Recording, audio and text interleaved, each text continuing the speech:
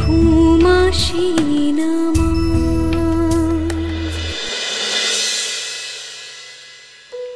পরি আসার আগেই ও জানতো যে পরি বাড়িতে আসবে।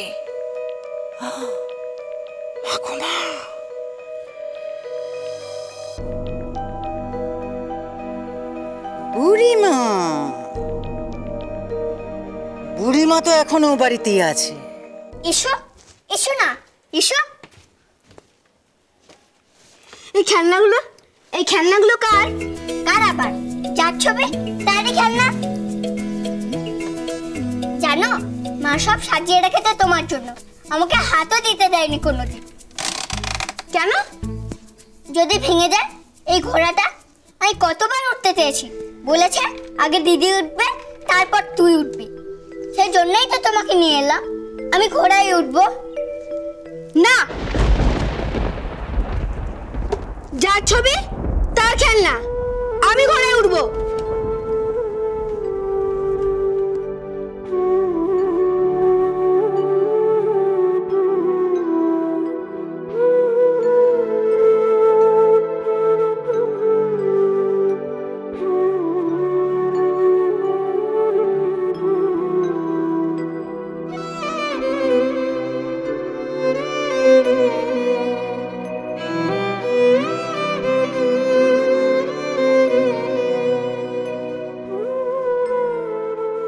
ফুলকির জন্য ঠাকুমা তো ভয় পাচ্ছে কেন?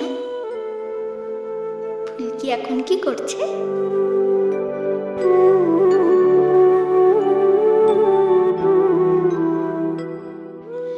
নিশ্চয়ই মা এখন ফুলকিকে গল্প শোনাচ্ছে। কি জানো সেই গল্পটা? সেই রাজকুমার। তারপর রাজপুত্র টকবক করে ঘোড়া ছুটিয়ে এসে পৌঁছালো সেই রাক্ষসী রানীর প্রাসাদে। তারপর একেবারে সোজা ওই দিঘির ধারে, যেই দিঘির জলের তলায় লুকোনো আছে সেই রাক্ষসী রানীর প্রাণভোমরা। প্রাণভোমরা মানে কি মা? প্রাণভোমরা মানে কি বলবো বলতো? মানে তো বলো না। বলবো, বুঝবি? বুঝবো। প্রাণভোমরা মানে হচ্ছে যেখানে প্রাণ আটকে থাকে। যেমন ধর আমার প্রাণ যেখানে আটকে আছে। পরি দিদি? শুধু পরি দিদি নয় তো, পরি দিদি আর কে? আমাদের বিল্টু সোনা। আমার দুটো প্রাণভোমরা। হ্যাঁ বাবা, তুমি শুয়ে পড়ো। শুয়ে পড়। গল্পটা শেষ করো। করবে তো, শো। তারপর রাজপুত্র জলের তলায় লাফ দিয়ে ঢুক। কিরে, তুই ঘুমাবি না? কথা বললে আমার ঘুম আসে না।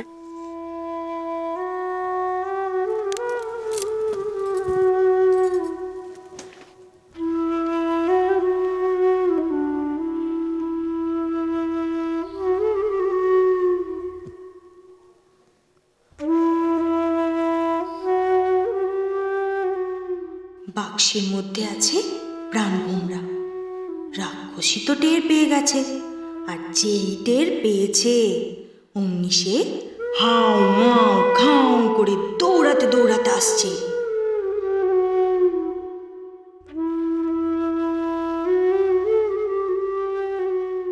আর ওর গলার আওয়াজ পেয়ে রাজকুমার কোমর থেকে তরবারি বের করে সোজা হয়ে দাঁড়ায়।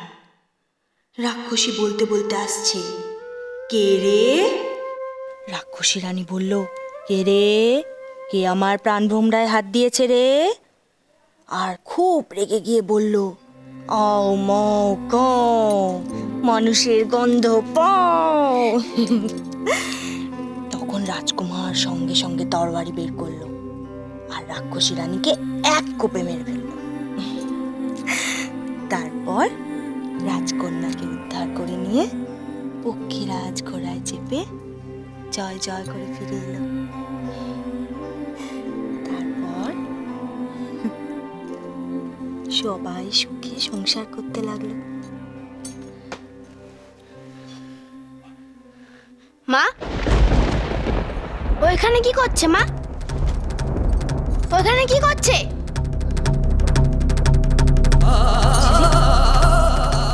করছিস? কি করছিস এখানে? ওঠ ওঠ বলছি, ওঠ ঝিলিক, ওঠ ওঠ ওঠ ওঠ বলছি। আই ছেলে, কি হচ্ছে কি? ওঠ ওঠ না। ফুলকি কই? ফুলকি, আমার ফুলকি কোথায়? ফুলকি, ফুলকি কোথায় গেলি ভাই? ফুলকি, ফুলকি কই? কি হয়েছে ঠাকুমা? কি হয়েছে তোমার? ফুলকি কোথায়? ফুলকি তো ও বাড়িতে, তোমার মনে নেই? তুমিই তো ওকে দিয়ে এলে। আজ থেকে তো ফুলকি না, আজ থেকে তো পড়ি। পড়ি? ফুলকি পড়ি? ও হ্যাঁ, তাই তো, তাই তো, আমি তো ওখানে দিয়ে এসেছি। হ্যাঁ হ্যাঁ হ্যাঁ। কিন্তু ঝিলিক, ওই বাড়ির লোকেরা যে ফুলকিকে ধরে ফেলেছে। ধরে ফেলেছে? হ্যাঁ, ধরে ফেলেছে। ওরা বুঝতে পেরে গেছে ও পড়ি নয়, আসল পড়ি নয়।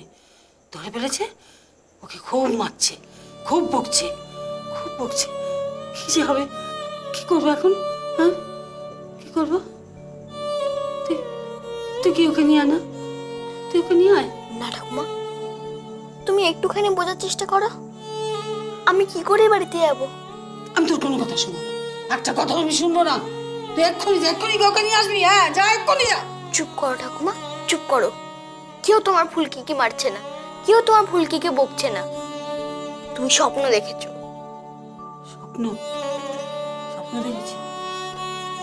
না না, নিশ্চয়ই তেমন কিছু ঘটেছে। হ্যাঁ।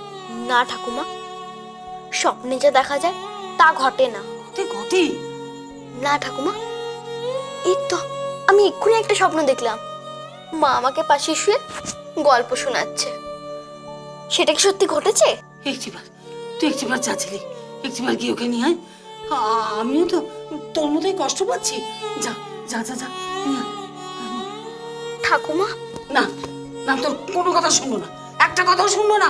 তুই যা, ফুলকিকে নিয়ে, তুই নিয়ে আয় ফুলকিকে, এক্ষুনি নিয়ে আয়।